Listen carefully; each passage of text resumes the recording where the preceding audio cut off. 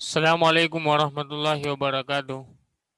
ધોરણ 12 ભૌતિક વિજ્ઞાનના વિદ્યાર્થી મિત્રો, આપણે લાસ્ટ ટાઈમ ચેપ્ટર નંબર 6 પૂર્ણ કર્યું. બરાબર છે. વિદ્યુત ચુંબકીય પ્રેરણ, એનો સિદ્ધાંત, એને લગતા તમારા જેટલી પણ થિયરી હતી, અને લાસ્ટમાં આપણે એક એસી જનરેટરનો ટોપિક જોયેલો. એટલે કે શરૂઆતના ચેપ્ટરથી લઈને ધીમે ધીમે ધીમે ધીમે આપણે વિદ્યુત પ્રવાહના ઉત્પાદન સુધી આપણે પહોંચી ગયા. શરૂઆતમાં વિદ્યુત ભારને ભણ્યા, બરાબર છે. વિદ્યુત ભારનું વહન જોયું, એનાથી ડીસી પ્રવાહને રિલેટેડ તમારે પ્રવાહ વિદ્યુત નામનું ચેપ્ટર તમે 3જા નંબરનું ચેપ્ટર ભણીને આવ્યા, જેમાં ડીસી પ્રવાહના રિલેટેડ અવરોધોનું શ્રેણી જોડાણ, સમાંતર જોડાણ, બેટરીઓનું શ્રેણી જોડાણ, બેટરીઓનું સમાંતર જોડાણ, કિર્ચોફના નિયમો, બરાબર છે, એ ચર્ચા કરી. ત્યારબાદ ચુંબકત્વની ચર્ચા થઈ કે વિદ્યુત અને ચુંબકત્વ એકબીજા સાથે કઈ રીતે સંકળાયેલું છે. અને ચુંબકત્વ પરથી આપણે એક ઘટનાનો અભ્યાસ કર્યો, ઇલેક્ટ્રોમેગ્નેટિક ઇન્ડક્શન.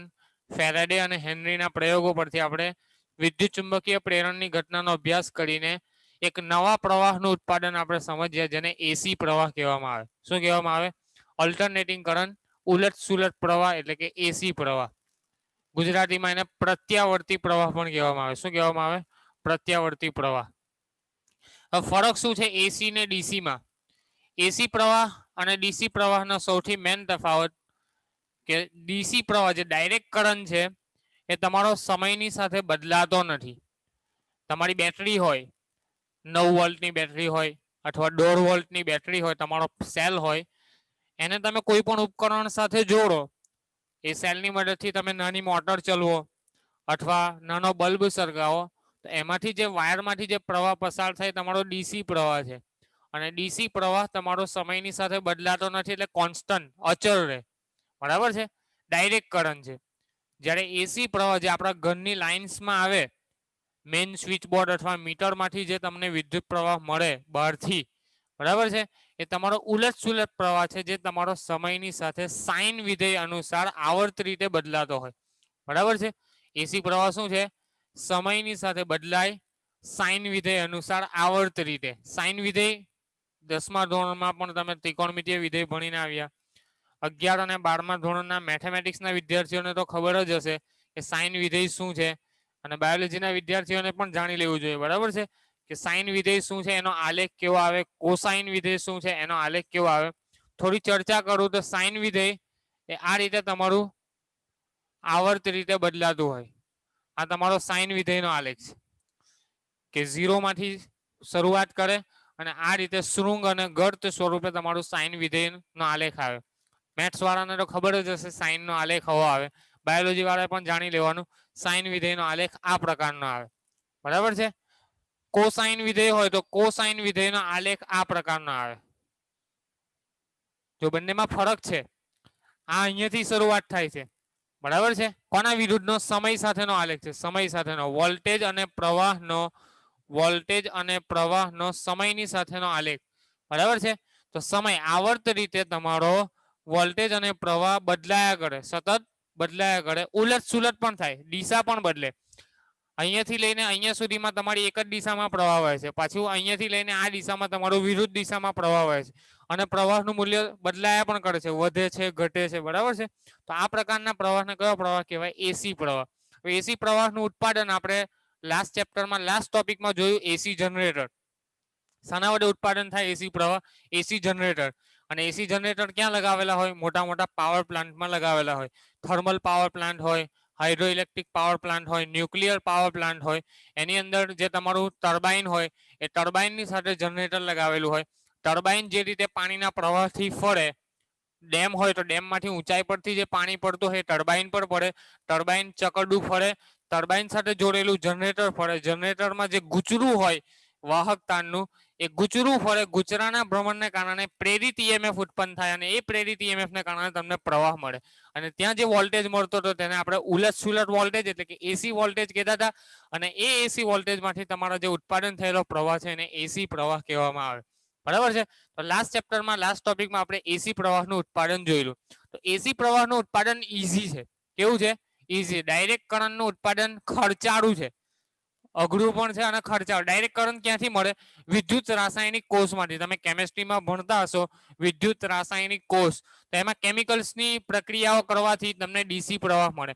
બીજું ડીસી પ્રવાહ જે છે તમને નાના મૂલ્યનો મળે, એટલા મોટા હાઈ વોલ્ટેજનો તમને પ્રવાહ મળતો નથી. માની લો કે મારા આખા ઘરને ઉપકરણોને ચલાવવું હોય, 2 પંખા ચલાવવા હોય, 2 લાઇટ ચલાવવી હોય, બરાબર છે, ફ્રીજ ચલાવવું હોય, એસી ચલાવવું હોય, તો આટલા બધા ઉપકરણોને ચલાવવું હોય તો ડીસી પ્રવાહ મને ખર્ચાળું મોંઘો પડી જાય, બરાબર છે, ખર્ચો વધી જાય. કેમ કે મારી પાસે વિદ્યુત રાસાયણિક કોષ હોય. હવે એક કોષમાંથી બહુ બધો તમે 9 વોલ્ટનો પ્રવાહ મેળવી શકો, એનાથી વધારે વોલ્ટ તો તમારે પ્રવાહ મેળવી શકાતો નથી. આપણા ઘરની એસી સપ્લાય છે 240 વોલ્ટની હોય. એસી સપ્લાય કેટલા વોલ્ટની હોય? 240 વોલ્ટ. હવે એક વિદ્યુત રાસાયણિક કોષ તમને 9 વોલ્ટ જેટલો તમને પ્રવાહ આપે, બરાબર છે, તો એનાથી તમે આખા ઘરની વીજળીને તમે સળગાવી શકતા નથી, બરાબર, દરેક ઉપકરણને ચાલુ કરી શકતા નથી. તો એસી એ તમારા ડીસી ના કમ્પેરિઝનમાં ઓછો ખર્ચાળું છે. બીજું, ઉત્પાદન તમારું સહેલું છે. અને ત્રીજી વસ્તુ, લાંબા અંતર સુધી એને ટ્રાન્સમિટ કરી શકાય. એસી પ્રવાહને લાંબા અંતર સુધી તમે ટ્રાન્સમિટ કરી શકો. ડીસી પ્રવાહ તમારો અહીંયા વિદ્યુત રાસાયણિક કોષમાં ઉત્પન્ન થયો તો એને લાંબા અંતર સુધી તમે લઈ જાઓ તો એમાં અવરોધ બહુ લાગે અને એ વ્યય પામે. જ્યારે આમાં ઉર્જાનો વ્યય કર્યા વગર કરકસર યુક્ત રીતે લાંબા અંતર સુધી એસી પ્રવાહનું તમે ટ્રાન્સમિશન કરી શકો. તો આ એનો એક ફાયદો છે, બરાબર છે. પહેલો ફાયદો તમારો ઉત્પાદન તમારું સહેલું અને ઓછું ખર્ચાળું. બીજો ફાયદો તમારો લાંબા અંતર સુધી ઉર્જાનો વ્યય કર્યા વગર કરકસર યુક્ત રીતે તમે એને ટ્રાન્સમિટ કરી શકો. અને ત્રીજા ફાયદાની વાત કરું તો એસી પ્રવાહની તમે મૂલ્યમાં ફેરફાર કરી શકો. ડીસી પ્રવાહ તમારો સમયની સાથે બદલાતો નથી, જ્યારે એસી પ્રવાહના મૂલ્યમાં તમે બદલાવો કરી શકો. અને એના માટેનું જે સાધન છે એને કહેવાય ટ્રાન્સફોર્મર. શું કહેવાય? ટ્રાન્સફોર્મર. સામે શબ્દ સાંભળેલો જ હશે, ટ્રાન્સફોર્મર. આ ચેપ્ટરના એન્ડમાં આપણે એ ટોપિક ભણીશું, ટ્રાન્સફોર્મર કોને કહેવાય, બરાબર છે, એની રચના શું છે, કાર્ય પદ્ધતિ શું છે, કઈ રીતે કાર્ય કરે. તો વોલ્ટેજને અદલા બદલી કરવાનું, વોલ્ટેજનો વધારો કરવાનું, વોલ્ટેજને ઓછો કરવાનું, બરાબર છે, એ કામ કોનું છે? ટ્રાન્સફોર્મર. આપણા ગામની અંદર કે એની અંદર ડીપી હોય, તમને ખબર હોય ડીપી, તો ડીપી ની અંદર ટ્રાન્સફોર્મરો હોય. ટ્રાન્સફોર્મરો શું કરે? જેટલી જરૂરિયાત હોય એ મુજબનો વોલ્ટેજ આપણા ઘરોમાં સપ્લાય આપે. મેન સબસ્ટેશન પરથી જે ડીપી પર તમારો વિદ્યુત પ્રવાહ આવતો હોય એ ખૂબ ઊંચા વોલ્ટેજનો આવતો હોય, મેગાવોટના ક્રમનો, કિલોવોટના ક્રમનો તમારો વિદ્યુત પ્રવાહ સબસ્ટેશન પરથી તમારા ડીપી પર આવતો હોય. હવે એ ડીપી પરથી તમને કેટલો જોઈએ? 240 વોલ્ટ જેટલો જોઈએ ઘરમાં, બરાબર છે. તો એટલા જ વોલ્ટનો નિયમન કરીને તમને પ્રવાહ પૂરો પાડે કોણ? ટ્રાન્સફોર્મર. તો ટ્રાન્સફોર્મર નામના સાધનનો ઉપયોગ કરીને એસી પ્રવાહનું તમે નિયમન કરી શકો. તો આ તમારો ત્રીજો ફાયદો. તો તમને કમ્પેરિઝનમાં પ્રસ્તાવનામાં આટલું જ આપેલું છે કે એસી ડીસી વચ્ચેનો તફાવત શું, બરાબર છે. એસી પ્રવાહનો આલેખ આ પ્રકારનો આવે, ડીસી પ્રવાહનો સમયની સાથે આલેખ આ પ્રકારનો આવશે, બરાબર છે. વોલ્ટેજ વિરુદ્ધ કરંટ, વોલ્ટેજ અથવા પ્રવાહનો સમયની સાથે તમે આલેખ દોરો તો એક આ રીતે સીધી રેખા મળે કે જેમ જેમ સમય પસાર થાય તેમ તેમ વોલ્ટેજ કે પ્રવાહના મૂલ્યમાં ફેરફાર થતો નથી. આ તમારો શાનો આલેખ છે? ડીસી કરંટનો. અને આ બે આલેખ કોના છે? AC current. ઓકે, ચાલો હવે ધીમે ધીમે આ ચેપ્ટરમાં આપણે આગળ વધીશું. ચેપ્ટર તમારું ખૂબ ઇમ્પોર્ટન્ટ ચેપ્ટર છે, માર્ક્સ ને લેવા વાળું ચેપ્ટર છે, મેથેમેટિકલ ચેપ્ટર છે. આખું ચેપ્ટર તમારું કેવું છે? મેથેમેટિકલ, એટલે કે ટોટલી ઇક્વેશન બેઝ ચેપ્ટર છે. આની અંદર ઘણા બધા ઇક્વેશન્સ આવશે, ઘણી બધી થિયરીઓ તમારે એની અંદર ઇક્વેશન્સ પૂરું કરવાના આવશે, બરાબર છે, સાબિત કરવાના આવશે સમીકરણો. અને બહુ ઇન્ટરેસ્ટિંગ ચેપ્ટર, માર્ક્સને કવર કરવા વાળું ચેપ્ટર છે. અને આ ચેપ્ટરમાં જેટલું તમે ધ્યાન આપશો એટલું તમને વધારે સમજ પડશે. એક મેથ્સ પાકું હોવું જોઈએ, 11-12 લેવલનું મેથ્સ તમને થોડું પાકું હોવું જોઈએ. એમાં 2-3 વસ્તુનો ઉપયોગ થશે. એક તો ત્રિકોણમિતિ, બરાબર છે, બીજું સંકર સંખ્યા, બરાબર છે. સંકર સંખ્યા મેથ્સ વાળા 11મા ધોરણમાં ભણ્યા હશે, 12મામાં આવ્યા છે તો 11મામાં ભણેલા હોય એને થોડુંક રિવાઇઝ કરીને પાકું કરી લેવાનું સંકર સંખ્યાને. અને બાયોલોજીના સ્ટુડન્ટ છે એને પણ હું સંકર સંખ્યામાં થોડું ઘણું નોલેજ આપી દઈશ જે વખતે જે થિયરીમાં જરૂર પડશે ત્યારે, બરાબર છે. બીજું તમારું સાઇન કન્વર્ઝન, કે સાઇન વિધેયનું કોસાઇનમાં રૂપાંતર કઈ રીતે થાય, કોસાઇન વિધેયનું સાઇન વિધેયમાં રૂપાંતર કઈ રીતે થાય, એને એકમ વર્તુળ પરથી ત્રિકોણમિતિય વિધેયોના અનુલક્ષીને એને આપણે ગણતરીમાં લેવાનું છે. તો આપણે પહેલી થિયરીથી શરૂઆત કરીએ ચેપ્ટરની. તો ચેપ્ટરની પહેલી થિયરી છે કે માત્ર અવરોધ હોય એવા એસી પરિપથ માટે, જેને એસી વોલ્ટેજ લાગુ પાડેલો હોય એવા પરિપથ માટે પ્રવાહનું સમીકરણ શું આવે તે સમીકરણ મેળવો. અને વી વિરુદ્ધ આઈ એટલે કે વોલ્ટેજ અને પ્રવાહનો ઓમેગા ટી વિરુદ્ધનો આલેખ જણાવો અથવા દોરો. પહેલો સવાલ તમારો, માત્ર અવરોધ હોય, અવરોધ વાળા એસી પરિપથ માટે પ્રવાહનું સમીકરણ મેળવો તથા VNI વિરુદ્ધ ઓમેગા ટી ના આલેખ દોરો. બરાબર છે? આ તમારો પહેલો સવાલ છે. માત્ર અવરોધ ધરાવતા એસી પરિપથ માટે પ્રવાહનું સમીકરણ મેળવો અને વોલ્ટેજ અને I ના એટલે કે પ્રવાહ અને વિદ્યુત સ્થિતિમાનના ઓમેગા ટી વિરુદ્ધના આલેખની ચર્ચા કરો. બરાબર છે? આ ચેપ્ટરમાં થિયરી ક્રમમાં હું જે રીતે ચલવું છું એ રીતે તમે ચાલજો તો તમને વધારે ખ્યાલ આવશે. બુકમાં એક જ થિયરીમાં બધું જ ભેગું આપેલું છે. જે રીતે આ થિયરી આપેલી છે પહેલી, એની અંદર પછી પાવરનું સૂત્ર, RMS વેલ્યુ, ફેઝર ડાયાગ્રામ બધું એક જ થિયરીમાં નાખી દીધેલું. બરાબર છે? બધું કમ્બાઈન કરીને NCERT વાળા આપેલું છે. આપણે પહેલા માત્ર ઇન્ડક્ટર માટે એસી વોલ્ટેજ, માત્ર કેપેસિટર માટે એસી વોલ્ટેજ, માત્ર અવરોધ માટે એસી વોલ્ટેજ, આ 3 સમીકરણો પહેલા તાળવી લઈશું. પછી દરેક માટે પાવરના સૂત્ર તાળવીશું. પછી દરેક માટે RMS વેલ્યુ મેળવીશું અને પછી દરેક માટે ફેઝર ડાયાગ્રામની ચર્ચા કરીશું. એ રીતે ક્રમમાં ચાલીશું તો તમને વધારે ખ્યાલ આવશે. તો પહેલી થિયરી આપણી માત્ર અવરોધ, એટલે કે કોઈક એવો પરિપથ કે જેની અંદર અવરોધ R હોય અને એને આપણે એસી ઉદ્ગમ સાથે જોડી દઈએ. બરાબર છે? ત્યારે પ્રવાહનું સમીકરણ શું આવે તેની આપણે ચર્ચા કરવાની. તો માની લો કે મારી પાસે R અવરોધ છે, R અવરોધ છે, એને મેં એસી ઉદ્ગમ સાથે જોડી દીધું. શાના સાથે? એસી ઉદ્ગમ. અને એમાંથી પ્રવાહ પસાર થાય છે I of T. R જેટલો અવરોધ છે અને આ તમારું છે એસી ઉદ્ગમ. આપણે ડીસી ઉદ્ગમને કઈ રીતે દર્શાવતા હતા? બેટરી દોરતા હતા ડીસી ઉદ્ગમમાં આ રીતે પ્લસ માઇનસ બેટરી. ડીસી પ્રવાહને દર્શાવવા માટેનો સિમ્બોલ આ હતો. બરાબર છે? હવે પરિપથમાં એસી પ્રવાહને આપણે દર્શાવો તો એસી પ્રવાહ માટે આ રીતે વર્તુળ દોરીને આ રીતે. બરાબર છે? અલ્ટરનેટિંગ કરંટનો સિમ્બોલ આ છે. તો આ એસી ઉદ્ગમનો સિમ્બોલ છે. તો એસી પ્રવાહના ઉદ્ગમ સાથે R અવરોધ ધરાવતા અવરોધને આપણે પરિપથમાં જોડેલો છે.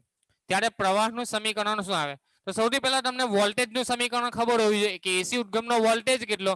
એસી ઉદ્ગમનો વોલ્ટેજ આવે V Vm sin omega T. તમને પ્રશ્ન થશે કે આ સૂત્ર આવ્યું ક્યાંથી? તો એસી જનરેટરમાંથી આવ્યું. ક્યાંથી આવ્યું? આગળના ચેપ્ટરમાં એસી જનરેટરમાં આપણે એસી જનરેટરમાંથી ઉદ્ભવતા EMF નું સૂત્ર મેળવેલું. E0 sin omega T. શું સૂત્ર આવતું હતું? E0 sin omega t. AC જનરેટરમાં ઉદ્ભવતા EMF નું. બસ E ની જગ્યાએ તમે V લખી શકો. EMF હોય કે વોલ્ટેજ હોય ગમે તે સરખું જ છે. વોલ્ટેજ બરાબર V અને આ E0 શું છે? મહત્તમ EMF. તો અહીંયા આપણે મહત્તમ વોલ્ટેજ લખી શકીએ. બરાબર છે? તો V Vm sin omega T તમારા એસી પ્રવાહના વોલ્ટેજનું સૂત્ર છે. એસી ઉદ્ગમના વોલ્ટેજનું સૂત્ર થશે. તો અહીંયાથી તમારો જે સપ્લાયમાં એસી ઉદ્ગમમાંથી વોલ્ટેજ મળે છે એ કેટલો છે? V Vm sin omega T. Okay? આ એસી ઉદ્ગમ ક્યાંથી આવ્યું? એસી જનરેટરમાંથી. બરાબર છે? આગળના ચેપ્ટરમાં જે ભણી ગયા એસી જનરેટરમાંથી એસી પ્રવાહ મેળવેલો તેને અહીંયા આપણે ઉપયોગમાં લીધો. બરાબર છે? એસી પ્રવાહમાંથી કેટલો વોલ્ટેજ મળે છે? V Vm sin omega t. તો લખવાનું થિયરીની શરૂઆતમાં લખવાનું આકૃતિમાં દર્શાવ્યા અનુસાર V Vm sin omega T ધરાવતા જેટલો વોલ્ટેજ ધરાવતા એસી ઉદ્ગમ સાથે R જેટલો અવરોધ ધરાવતા અથવા R ઓહ્મ જેટલો અવરોધ ધરાવતા અવરોધ R ને પરિપથમાં જોડેલો છે. ધારો કે ટી સમયે, ધારો કે ટી ક્ષણે પરિપથમાંથી વહેતો પ્રવાહ તમારો I of T છે. કેટલો છે? I of T છે. ખાલી I ના લખાય. ખાલી I લખો તો તમારો સદિશ એસી પ્રવાહ થઈ જાય. બરાબર છે? ડીસી પ્રવાહ થઈ જાય. ખાલી I લખો તો તમારો ડીસી કરંટ થઈ જાય. અહીંયા તમારે I of T લખવું પડે. એટલે કે કોઈ ટી સમયે પરિપથમાંથી વહેતો વિદ્યુત પ્રવાહ I of T છે જેની દિશા તે સમયે આ છે. દિશા બદલાયા કરે. બરાબર છે? એસી પ્રવાહની દિશા ઉલટ સુલટ છે એટલે બદલાયા કરે. એટલે અહીંયા આપણે ટી સમયે દિશા એની આ તરફની છે એવું આપણે જણાવી દીધું. ઓકે? તો ધારો કે ટી સમયે પરિપથમાંથી વહેતો વિદ્યુત પ્રવાહ I of T છે અને એસી પ્રવાહ જે છે એસી ઉદ્ગમ છે એનો જે વોલ્ટેજ છે એ સાઇન વિધેય અનુસાર આવર્ત રીતે બદલાય છે. એસી ઉદ્ગમનો જે વોલ્ટેજ છે એ સાઇન વિધેય અનુસાર આવર્ત રીતે બદલાય છે, જેનું સમીકરણ છે v = vm sin omega T. હવે આ ઓમેગા ટી છે એને શું કહેવાય? કળા કહેવાય. ઓમેગા ટી ને શું કહેવામાં આવે? કળા. ઓમેગા ટી ને શું કહેવાય? કળા. ઓકે, આપણી ફિઝિક્સની ભાષામાં એને શું કહેવાય? કળા. કળાનો મીન્સ થાય પોઝિશન. પોઝિશન એટલે કે આલેખમાં એ કેટલા ખૂણા પર છે, બરાબર છે, એ પોઝિશન દર્શાવે. જે તે વોલ્ટેજ આલેખમાં કયા ખૂણાએ કયું મૂલ્ય આપે એ તમારી પોઝિશન બતાવે, એને શું કહેવાય? કળા કહેવામાં આવે. બરાબર છે. કેટલી વખત પ્રવાહ વોલ્ટેજ કરતા કળામાં આગળ હોય, કેટલીક વખત પ્રવાહ વોલ્ટેજ પ્રવાહ કરતા કળામાં પાછળ હોય, આગળ હોય. બરાબર છે. કેટલીક વાર એવું બને કે વોલ્ટેજ અને પ્રવાહ તમારા સમાન કળામાં હોય. સમાન કળામાં એટલે કે બંનેનો ખૂણો સમાન. આ તમારો ખૂણો દર્શાવે. બરાબર છે. ખૂણો ઓમેગા ટી શું છે? તમારો ખૂણો છે. તો ખૂણો એ તમારો શું છે? કળા છે. અને કળામાં તમારો આગળ હોય, પાછળ હોય કે સમાન કળામાં છે, એની આપણે આગળ ચર્ચા કરવાની છે.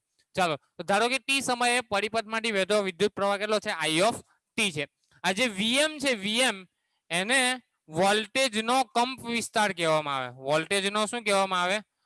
કંપ વિસ્તાર અથવા મેક્સિમમ વોલ્ટેજ. બીજી ભાષામાં કહીએ તો શું કહેવાય?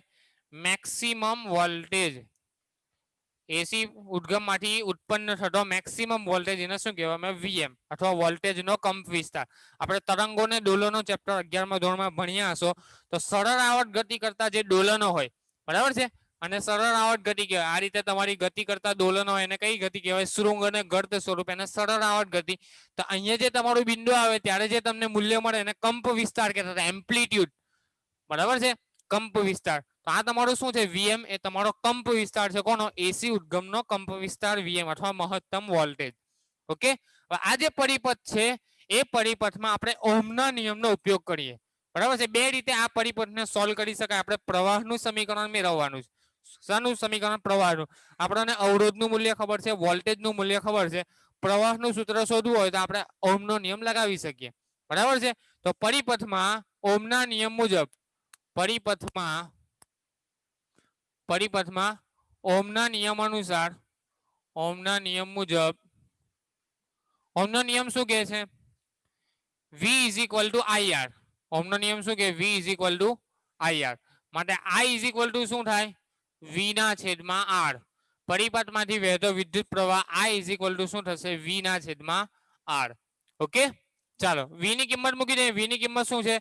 Vm sin omega t. તો V ની કિંમત મૂકી આપણે Vm sin ઓમેગા ટી ના છેદમાં R = I. ઓકે, ચાલો V/R કરું. V/R કરું તો મને શું મળે? વિદ્યુત પ્રવાહ I મળે. તો Vm/R કરું તો વિદ્યુત પ્રવાહ કેવો મળશે તમને? Im. મેક્સિમમ વોલ્ટેજને પરિપથના અવરોધ વડે ભાગીશું તો મેક્સિમમ પ્રવાહ મળશે. વોલ્ટેજને અવરોધ વડે ભાગો તો તમને પ્રવાહ મળે. તો મેક્સિમમ વોલ્ટેજને આપણે અવરોધ વડે ભાગીશું તો તમને શું મળશે? મેક્સિમમ પ્રવાહ. તો અહીંયા તમને Vm/R છે, એની જગ્યાએ તમે Im લખી શકો. તો અહીંયા તમારું Vm/R છે. Vm/R તો એના બરાબર શું લખી શકો? I = Im sin omega T. શું આવ્યું તમારું પ્રવાહનું સૂત્ર? I = Im sin omega t. બરાબર છે. તો વોલ્ટેજનું સમીકરણ હતું V = Vm sin omega T. અવરોધ હતો R. ઓહમના નિયમ અનુસાર પરિપથમાં આપણે કિર્ચોફનો નિયમ પણ લગાવી શકીએ અથવા ઓહમના નિયમનો પણ ઉપયોગ કરી શકીએ. બુકમાં કિર્ચોફનો નિયમ લગાવેલો છે. આપણે ઓહમના નિયમનો ઉપયોગ કરીને બંને વસ્તુ સાચી છે, બંને રીત પણ સાચી છે. બરાબર છે. તો ઓહમના નિયમ અનુસાર તમે જ્યારે V = IR લેશો તો એના પરથી તમને પ્રવાહનું સમીકરણ મળશે I Im sin omega T.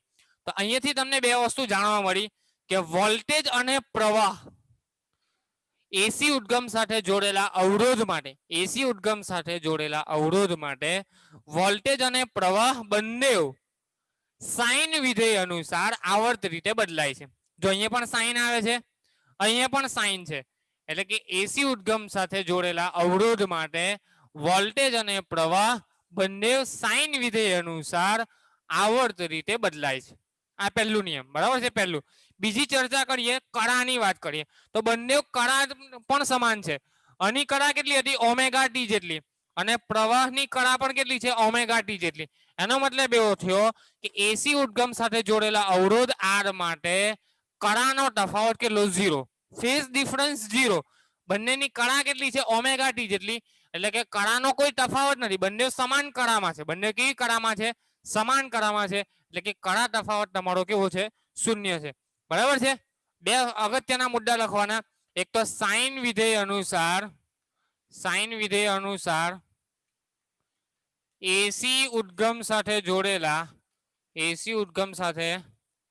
જોડેલા અવરોધ માટે વી અને આઈ આવર્ત રીતે બદલાય છે બરાબર છે પહેલો ટોપિક સાઇન વિધેય અનુસાર એસી ઉદ્ગમ સાથે જોડેલા અવરોધ માટે વોલ્ટેજ અને પ્રવાહ બંને આવર્ત રીતે બદલાય છે આ પહેલો મુદ્દો બીજો મુદ્દો તમારો વોલ્ટેજ અને પ્રવાહના સમીકરણમાં કળા ઓમેગા ટી જે બંને માટે સમાન છે બંને માટે કેવી છે સમાન છે વોલ્ટેજ અને પ્રવાહના સમીકરણમાં જે કળા છે જે ઓમેગા ટી છે એ પ્રવાહના સૂત્રમાં પણ અને વોલ્ટેજના સૂત્રમાં પણ કેવી છે સમાન છે એટલે એવું કહી શકાય કે એસી પ્રવાહ અથવા એસી ઉદ્ગમ સાથે જોડેલા અવરોધ માટે કળા તફાવત કેટલો છે તમારો 0 કળા તફાવત બરાબર છે કળા તફાવત કેટલો છે તમારો 0 કળા તફાવતને સિમ્બોલ ડેલ્ટા વડે દર્શાવવામાં આવે શેના વડે ડેલ્ટા તો ડેલ્ટા બરાબર કેટલો આવશે તમારો 0 ઇંગ્લિશમાં કહેવાય ફેઝ ડિફરન્સ શું કહેવામાં આવશે એને ફેઝ ડિફરન્સ બરાબર છે તો કળા તફાવત કેટલો આવશે તમારો 0 તો એસી ઉદ્ગમ સાથે જોડેલા અવરોધ માટે વોલ્ટેજ અને પ્રવાહ તમારા સાઇન વિધેય અનુસાર આવર્ત રીતે બદલાય બીજું બંનેની કળા સમાન છે સમાન કળા હોવાથી એના આલેખો સાઇન વિધેય અનુસાર જ આવશે અને બંને વચ્ચે કળા તફાવત કેટલો હશે તમારો 0 હશે હવે આપણે આલેખ દોરવાનો પ્રયત્ન કરીએ તમારો જે સવાલ છે એમાં બીજો મુદ્દો છે વી અને આઈ ના ઓમેગા ટી વિરુદ્ધના આલેખ દોરો તો આપણે આલેખ દોરવાનો પ્રયત્ન કરીએ ચાલો v is equal to VM sine omega T આ રીતે આપણે આલેખ દોરવાનો પ્રયત્ન કરીએ x અક્ષ પર અને y અક્ષ પર x અક્ષ પર તમે લઈ લો ઓમેગા ટી x અક્ષ પર તમે શું લઈ લો ઓમેગા ટી અને y અક્ષ પર તમે વોલ્ટેજ અને પ્રવાહ બંને લઈ લો v is equal to VM sine omega T હતું તો વીએમ સાઇન ઓમેગા ટી નો આલેખ કેવો આવે તમારો સાઇન વિધેય અનુસાર તો એનો આલેખ આવશે તમારો સાઇન વિધેય અનુસાર આ રીતે તો આ તમારો કોનો આલેખ આવી ગયો v is equal to VM sine omega t AC ઉદ્ગમ માટે v is equal to VM sine omega t નો આલેખ બરાબર છે આ રીતે આવશે ઓકે જ્યાં તમારો આ બિંદુ છે એ તમને શું આપશે મેક્સિમમ વોલ્ટેજ આપશે આ બિંદુ શું આપશે તમને મેક્સિમમ વોલ્ટેજ બરાબર છે તે જ રીતે આ નીચેનું બિંદુ છે તમને મેક્સિમમ વોલ્ટેજ આવશે પણ ઋણ આપશે બરાબર છે નીચે છે એટલે કેવું આવશે ઋણ આ તમારો મહત્તમ વોલ્ટેજ ધન અને આ મહત્તમ વોલ્ટેજ ઋણ હવે એવું માની લઈએ કે તમે જે વોલ્ટેજ આપો છો એ વોલ્ટેજનું જે પ્રવાહ મળે છે આ વોલ્ટેજના કારણે એસી ઉદ્ગમમાંથી જે વોલ્ટેજમાંથી તમને જે પ્રવાહ મળે છે એ પ્રવાહનું મૂલ્ય વોલ્ટેજ કરતાં થોડું નાનું છે એનો મતલબ શું થાય કે તમે જેટલો વોલ્ટેજ આપો એટલો પ્રવાહ પૂરેપૂરો મળતો નથી બરાબર છે એટલે કે અવરોધને કારણે પ્રવાહ થોડો લેગ થાય છે પ્રવાહ શું થાય છે થોડો લેગ થાય છે એવું માની લે તો પ્રવાહનો જે આલેખ આવશે પ્રવાહનો આલેખ પણ કેવો છે સાઇન વિધેય અનુસાર જ આવશે I M sine omega t I is equal to શું છે I M sine omega t તો એ જ અનુસાર બદલાશે તો અહીંયા પણ તમારું સાઇન વિધેય જ આવશે પણ સાઇન વિધેયનો આલેખ આપણે એવું માની લે કે મહત્તમ વોલ્ટેજ માટે જે મહત્તમ પ્રવાહ મળે છે એ થોડોક ઓછો મળે છે એટલે કે એનો આલેખ કંઈક આ પ્રકારનો આવશે બરાબર છે આ રીતે બરાબર છે તો આ જે આલેખ છે તમારો સાઇન વિધેયનો જ છે આ આલેખ પણ તમારો સાઇન જો 0 માંથી નીકળે છે અહીંયા 0 થાય ફરી પાછું અહીંયા 0 થાય તો આ આલેખ પણ તમારો કોનો છે સાઇન વિધેયનો જ છે પણ આ કોનો આલેખ આવ્યો તમારો પ્રવાહનો I is equal to I M sine omega t બરાબર છે સમજ પડી જો અહીંયા વોલ્ટેજ 0 છે તો પ્રવાહ પણ 0 અહીંયા વોલ્ટેજ મહત્તમ છે તો પ્રવાહ પણ તમારો મહત્તમ અહીંયા પાછો વોલ્ટેજ 0 પ્રવાહ 0 અહીંયા ઋણ મહત્તમ વોલ્ટેજ તો અહીંયા ઋણ મહત્તમ પ્રવાહ IM બરાબર છે અહીંયા ફરીથી તમારો વોલ્ટેજ 0 તો પ્રવાહ 0 એનો મતલબ કે વોલ્ટેજ અને પ્રવાહ આવર્ત રીતે સાઇન વિધેય અનુસાર બદલાય આવર્ત રીતે સાઇન વિધેય જ્યારે પ્રવાહ 0 હોય ત્યારે વોલ્ટેજ પણ 0, અથવા જ્યારે વોલ્ટેજ 0 ત્યારે પ્રવાહ પણ 0, જ્યારે વોલ્ટેજ મહત્તમ ત્યારે પ્રવાહ પણ મહત્તમ. બરાબર છે. તો આ આલેખ કોણ આવ્યો તમારો I = Im sin omega t નો, અને આ તમારો આલેખ V = Vm sin omega t. બંને વચ્ચે કળાનો તફાવત નથી. કળાનો તફાવત કોને કહેવાય કે એક આલેખ બીજા આલેખ કરતા આગળ હોય અથવા એક આલેખ બીજા આલેખ કરતા પાછળ હોય. અહીં તો બંને આલેખ સમાન રીતે ચાલે છે. બંને આલેખ કેવા ચાલે છે? સમાન રીતે ચાલે છે. એટલે કે ફેઝ ડિફરન્સ તમારો કેવો છે? 0 છે. ઓકે. તો આ 3 માર્ક્સમાં તમને આટલી થિયરી પૂછી શકાય કે માત્ર ઇન્ડક્ટર, શબ્દ સાંભળજો, માત્ર અવરોધ ધરાવતા એસી પરિપથ માટે પ્રવાહનું સમીકરણ મેળવો અને V અને I ના આલેખો ઓમેગા ટી વિરુદ્ધ દર્શાવો. બરાબર છે. અને અગત્યના મુદ્દાઓની નોંધ, આ તમારા અગત્યના મુદ્દા યાદ રહેશે. ચાલો આગળ ચાલીએ. નેક્સ્ટ ટોપિક, માત્ર કેપેસિટર ધરાવતા પરિપથ માટે. કયા પરિપથ માટે? કેપેસિટર. સાહેબ કેટલો સમય છે? વાર છે ને? પતી જશે ને મારી થિયરી. ચાલો હવે છે તમારો માત્ર કેપેસિટર ધરાવતા પરિપથ માટે. અહીંયા તમારો અવરોધ હતો. હવે હું થોડો ફાસ્ટ ચાલીશ. બરાબર છે. અવરોધની જગ્યાએ હવે શું લઈએ આપણે? કેપેસિટર. માત્ર કેપેસિટર વાળા એસી પરિપથ માટે પ્રવાહનું સમીકરણ મેળવો, V અને I ના ઓમેગા ટી વિરુદ્ધના આલેખો દર્શાવો. તો આપણે એક કેપેસિટર લઈ લઈએ. આ તમારું કેપેસિટર છે જેનું કેપેસિટન્સ કેટલું છે? C છે. એને આપણે કોઈ એસી ઉદ્ગમ સાથે જોડી દઈએ. આ તમારો એસી ઉદ્ગમ. ઓકે. એમાંથી પ્રવાહ I of t જેટલો પ્રવાહ પસાર થાય. આ તમારું એસી ઉદ્ગમ છે. ઓકે. એનું સમીકરણ કેટલું આવશે? V = Vm sin omega T. Okay. Capacitor છે જેનું કેપેસિટન્સ લખવાનું, હવે તમારું વર્ણનમાં લખી દેવાનું આકૃતિમાં દર્શાવ્યા મુજબ. C જેટલા કેપેસિટન્સ ધરાવતા કેપેસિટરને એસી ઉદ્ગમ સાથે V = Vm sin omega T જેટલો વોલ્ટેજ એપ્લાય કરીને જોડવામાં આવે છે. t સમયે તેમાંથી પસાર થતો વિદ્યુત પ્રવાહ I of t છે. ઓકે. હવે કેપેસિટન્સના સૂત્રની વાત કરીએ. Chapter number 2. ચેપ્ટર નંબર 2 માં આપણે એવું ભણીને આવ્યા, કોઈ પણ કેપેસિટરનું કેપેસિટન્સ C = શું થાય? Q by V. કેપેસિટન્સનું સૂત્ર આપણે જોયેલું, C = Q by V. Okay. આપણે આ સૂત્રનો ઉપયોગ કરીશું. અહીંયા કિર્ચોફનો નિયમ વાપરો તો પણ ચાલશે, પણ આપણે આ સૂત્ર પરથી ગણતરી કરીએ. બુકમાં પણ આ સૂત્ર પરથી ગણતરી કરેલ છે. બરાબર છે. C = Q by V પરથી આપણે સૂત્ર મેળવવાનો પ્રયત્ન કરીએ. ચાલો C = શું થાય? Q by V. માટે C = Q ના છેદમાં V ની કિંમત છે તમારી Vm sin ઓમેગા ટી. આપણે પ્રવાહનું સમીકરણ મેળવવાનું છે. શાનું સમીકરણ? પ્રવાહનું સમીકરણ. ચાલો અને આ બાજુ ગુણી દે તો C × Vm sin omega T = Q. આ રીતે થાય. હવે મારે પ્રવાહ જોઈએ. આ સમીકરણમાં પ્રવાહ તો છે નહીં. પ્રવાહને લાવવો હોય તો કેવી રીતે લાવાય?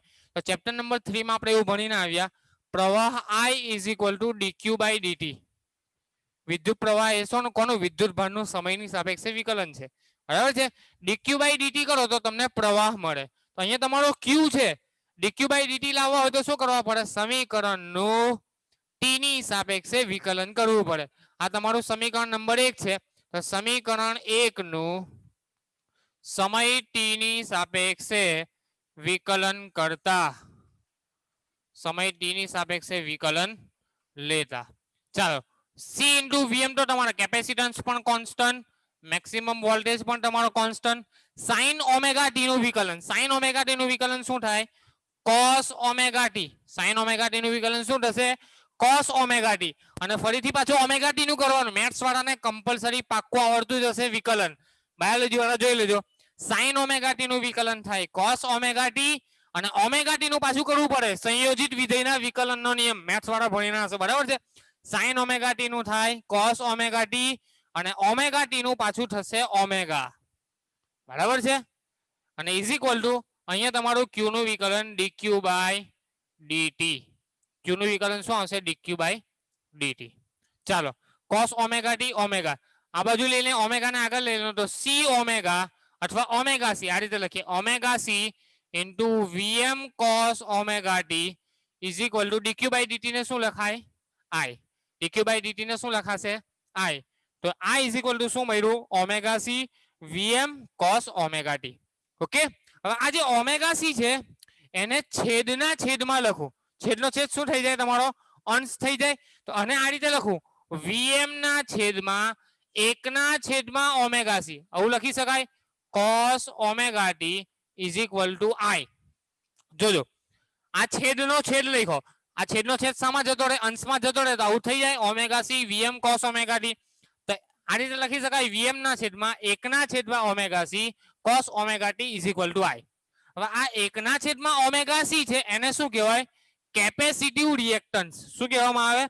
કેપેસિટિવ રિએક્ટન્સ એટલે કે કેપેસિટરનો અવરોધ. કોનો અવરોધ? કેપેસિટરનો અવરોધ. 1 ઓમેગા સી છે એને શું કહેવાય? XC પણ કહેવામાં આવે. શું કહેવામાં આવે? સિમ્બોલ સ્વરૂપે XC, અને એનું નામ છે કેપેસિટિવ રિએક્ટન્સ. યાદ રાખજો નામ, બરાબર છે? કેપેસિટિવ રિએક્ટન્સ 1 ઓમેગા સી છે એને શું કહેવામાં આવે? Capacitive reactance. એનો બીજો સિમ્બોલ છે XC, બરાબર છે? જેને કેપેસિટરનો અવરોધ પણ કહેવામાં આવે. કેપેસિટરનો અવરોધ, બરાબર છે? હવે વોલ્ટેજ ના છેદમાં અવરોધ એવું આવી ગયું. વોલ્ટેજ આવું કરવાનું કારણ શું? આ ઓમેગા સી ને છેદના છેદમાં કેમ લખ્યા? તો વોલ્ટેજ ના છેદમાં અવરોધ એવું આવી ગયું. વોલ્ટેજ અપોન અવરોધ તો એને શું કહેવાય? પ્રવાહ. અહીંયા વોલ્ટેજ કયો છે? Maximum voltage. તો મેક્સિમમ વોલ્ટેજ ના છેદમાં અવરોધ તો મેક્સિમમ પ્રવાહ કહેવાય. તો તમને અહીંયા શું મળ્યું? Im મળી ગયું. તો Im cos omega t is equal to I. તો તમને પ્રવાહનું સમીકરણ મળ્યું I is equal to Im cos omega t. શું મળ્યું? પ્રવાહનું સમીકરણ I is equal to Im cos. માત્ર અવરોધ ધરાવતા પરિપથમાં શું હતું? તો I is equal to Im sin omega t, બરાબર છે? અને અહીંયા શું આવ્યું? I is equal to Im cos omega t. યાદ રાખજો 1 ઓમેગા સી છે એને શું કહેવાય? કેપેસિટિવ રિએક્ટન્સ, જેને XC વડે દર્શાવવામાં આવે, જેને કેપેસિટરનો અવરોધ કહેવામાં આવે. ઓકે, તો I is equal to Im cos omega t. હવે આપણે કોસમાં ઇન્ટરેસ્ટ નથી ધરાવતા, બરાબર છે? આખા ચેપ્ટરમાં આપણે સાઇન વિધેય અનુસાર ચાલીશું. તો આપણે કોસમાં ઇન્ટરેસ્ટ નથી ધરાવતા તો કોસને સાઇનમાં કન્વર્ટ કરી દઈએ. તો આ રીતે લખાય I is equal to Im sin omega t plus pi by 2. આવું કેમ લખ્યું? મેથ્સ વાળાને ખબર હશે, બરાબર છે? ટોટલી મેથ્સ રિલેટેડ ચેપ્ટર છે, બરાબર છે? મેથ્સ વાળાને બહુ મજા આવશે, બાયોલોજી વાળાને થોડી ઊંઘ આવશે, બરાબર છે? મેથ્સ ક્લિયર કરી નાખવાનું ત્રિકોણમિતિનું.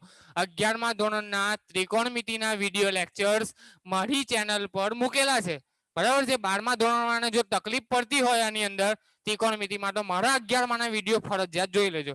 ઓકે, ચાલો. Sine omega t plus pi by 2 એકમ વર્તુળ આવે. ત્રિકોણમિતિમાં શું આવે? એકમ વર્તુળ. આ રીતે ચકરડું આવે. પાઈ બાય 2 અહીંયા આવે, બરાબર છે? Pi by 2 plus omega t. Pi by 2 plus omega t એટલે કયું ચરણ આવ્યું? બીજું ચરણ. બીજા ચરણમાં સાઇન વિધેય કેવું? ધન, બરાબર છે? અને પાઈ બાય 2 પ્લસ થીટા હોય તો શું થઈ જાય? Cos theta. તો sine pi by 2 plus theta હોય તો શું થઈ જાય? Cos theta. આવી ગયું? Sine pi by 2 plus theta is equal to cos theta, બરાબર છે? તો કોસ થીટા ની જગ્યાએ એવું લખાય sine pi by 2 plus theta. તો આ તમારું શું આવી ગયું? I is equal to Im sin omega t plus pi by 2. તો આવું કરવાનો કારણ શું? આના પાછળનો ઇન્ટેન્શન શું છે? કે તમારું કડા તફાવત ખબર પડે. નથી શું ખબર પડે? કડા તફાવત. વોલ્ટેજનું સૂત્ર શું આવતું હતું? V is equal to Vm sin omega t, બરાબર છે? તો અહીંયા તમારો કડા કેટલી હતી? Omega t. અહીંયા કડા કેટલી છે? Omega t plus pi by 2. એનો મતલબ એવો થયો કે વોલ્ટેજ કરતા વિદ્યુત પ્રવાહ માત્ર કેપેસિટર ધરાવતા પરિપથમાં કણામાં પાઈ બાય 2 જેટલો આગળ છે. સમજ પડી? અહીંયા ઓમેગા ટી હતું, અહીંયા આવ્યું omega t plus pi by 2. એટલે એવું કહી શકાય કે માત્ર કેપેસિટર ધરાવતા પરિપથમાં વોલ્ટેજ કરતા વિદ્યુત પ્રવાહ પાઈ બાય 2 જેટલો કણામાં આગળ છે. કણામાં કેવો છે? આગળ. પ્લસ પાઈ બાય 2 છે એટલે કણામાં પાઈ બાય 2 જેટલો કેવો છે?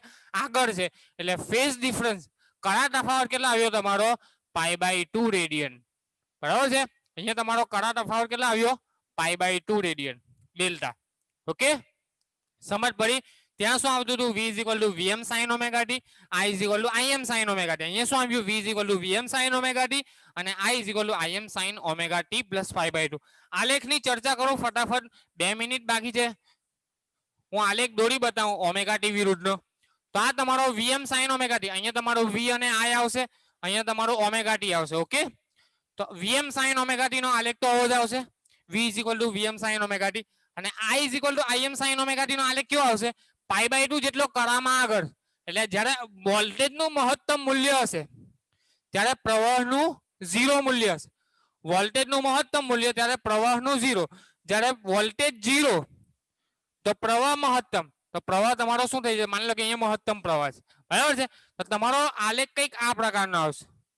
ઓકે, જો જ્યારે વોલ્ટેજ 0 ત્યારે પ્રવાહ મહત્તમ, જ્યારે વોલ્ટેજ મહત્તમ ત્યારે પ્રવાહ 0. ફરીથી અહીંયા તમારું વોલ્ટેજ 0 ત્યારે પ્રવાહ મહત્તમ, તો અહીંયા તમારો પ્રવાહ મહત્તમ થશે. આ બિંદુએ તમારો પ્રવાહ કેવો થશે?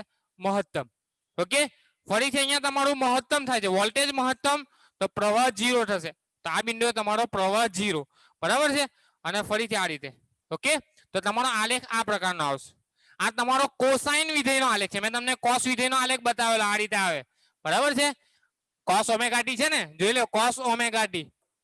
cos ઓમેગા ટી છે તો cos જેવો આલેખ આવશે પ્રવાહનો. તો અહીંયા તમારો cos જેવો આલેખ. અહીંયા તમારો આ Vm છે ત્યારે આ Im, આ તમારું વોલ્ટેજ અને પ્રવાહ, અને આ તમારું ઓમેગા ટી, બરાબર છે. આ તમારું આ Vm અને આ તમારું Im. યાદ રાખવાનું, જ્યારે વોલ્ટેજ 0 ત્યારે પ્રવાહ મહત્તમ, જ્યારે વોલ્ટેજ મહત્તમ ત્યારે પ્રવાહ 0, વોલ્ટેજ મહત્તમ પ્રવાહ 0, અથવા પ્રવાહ 0 ત્યારે વોલ્ટેજ મહત્તમ, બરાબર છે. એ જ રીતે તમારો વિધેયનો આલેખ ચાલ્યા કરશે. યાદ રાખજો, પેલા આલેખમાં ના આલેખ, પેલો આલેખ કેવો હતો? આ પ્રકારનો હતો, બરાબર છે. યાદ હોય તો આ પ્રકારનો આલેખ તમારો હતો. ઓકે, અને આ આલેખ આ પ્રકારનો આવશે. ઓકે, ખ્યાલ આવ્યો? Next time